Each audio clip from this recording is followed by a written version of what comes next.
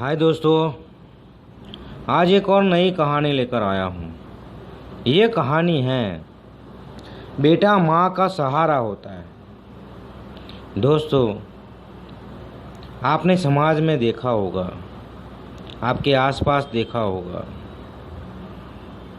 आपने कई जगह देखा होगा कि आज बेटा अपने माँ बाप को छोड़कर जा रहा है।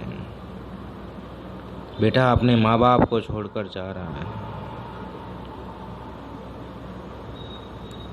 और जो माँ बाप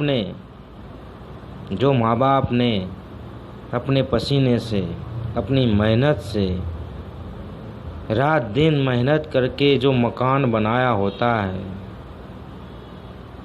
उनमें से वो निकाल रहा है। वो कहता है कि आप यहाँ से चले जाओ, आप यहाँ से चले जाओ।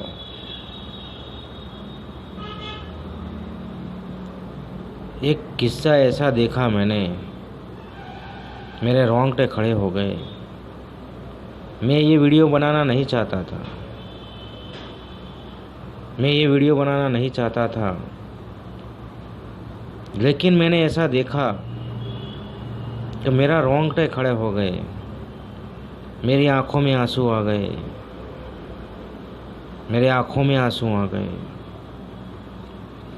मेरी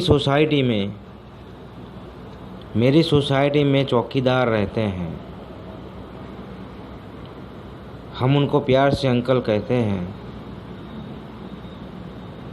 जब भी कोई सोसाइटी में आता है तो पूछपरछ करते हैं और उनको ऐसा लगता है तो वो आने नहीं देते। वो हमारी सोसाइटी में इतने मिलजुल चुके हैं, मैं उनको 10 साल से पहचानता हूँ। कल मैं वहाँ से निकला तो वो रो रहे थे। उनकी आंखों में आंसू आ गए थे और मैंने कहा, अंकल क्या हुआ? जब भी मैं यहाँ से निकलता हूँ आप मुस्कुराते हो, आपके चेहरे में स्माइल होती है, आज क्या हुआ? वो अपने आंसू पूछ रहे थे, कुछ बोल नहीं पाते। उन्होंने कहा, कुछ नहीं सर, कुछ नहीं। तब मैंने बाइक साइड में लगाई और उनके पास बैठा मैं और उनको कहा, चलो हम सामने चाय पीते हैं। कि नहीं साहब, मेरी ड्यूटी है अभी। तभी मैंने कहा, मैं हूँ तुम्हारे साथ, हम चाय पीते हैं। मैं और अंकल सामने चाय पीने गए। मैं अंकल के पास बैठा और अंकल को कहा कि अंकल, आपका चेहरा मैंने मायूस कभी देखा नहीं है।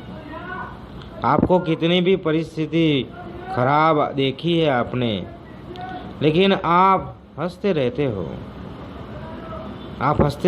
आपको कुछ चाहिए तो आप मांग लेते हो हमारे पास। कि साहब, मुझे इतने पैसों की ज़रूरत है, कपड़ों की ज़रूरत है, आज घर में राशन नहीं है, तो आप मांग लेते हो। आज ऐसा तो क्या हुआ कि आप रो रहे हो? तभी अंकल ने बताया कि बेटा,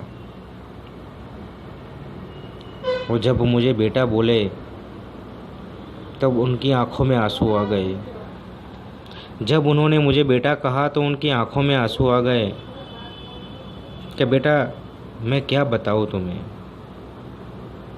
मैंने बेटे को पढ़ाया लिखाया, रात दिन मेहनत की। मुझसे मेहनत नहीं होती अब, तो भी मैं मेहनत करता हूँ। मैंने बेटे के लिए मेहनत की और कल रात को मैं घर गया तो उसने कह दिया कि ये घर छोड़ दो, आप ये घर छोड़ दो, मैं और मेरी बीबी रहेंगे। आपको जहाँ रहना है वहाँ रह सकते हो। बेटा, मैं क्या करूँ?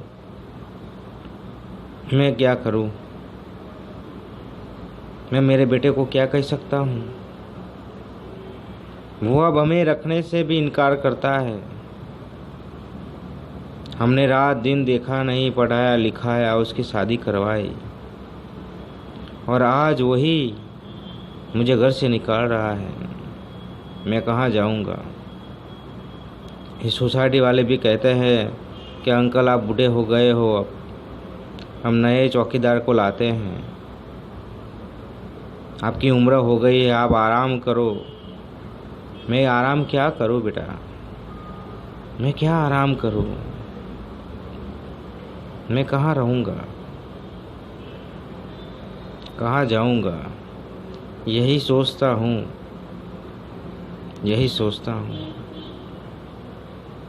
यही सोचता हूँ। तभी अंकल को कहा कि आप मेरे साथ चलो, आप मेरे साथ चलो, हम आपके बेटे के पास जाते हैं। तब अंकल ने कहा वो बहुत गुस्से में है सर, आपको कुछ कह देगा वो तो मुझसे बर्दाश्त नहीं होगा। तब मैंने कहा मुझे जो भी कहेगा मैं सुन लूँगा, लेकिन आज फैसला लाएंगे। तब हम उनके पास गए, अंकल के बेटे के पास गए और उसको बिठाया, और मैंने कहा कि दोस्त, आज तू माँ बाप को रखने से इनकार करता है। इस अंकल को मैं 10 साल से जानता हूँ, 10 साल से जानता हूँ। उन्होंने कितनी मेहनत की है। वो जब भी ड्यूटी पे चढ़ते हैं, जब भी ड्यूटी पे आते हैं,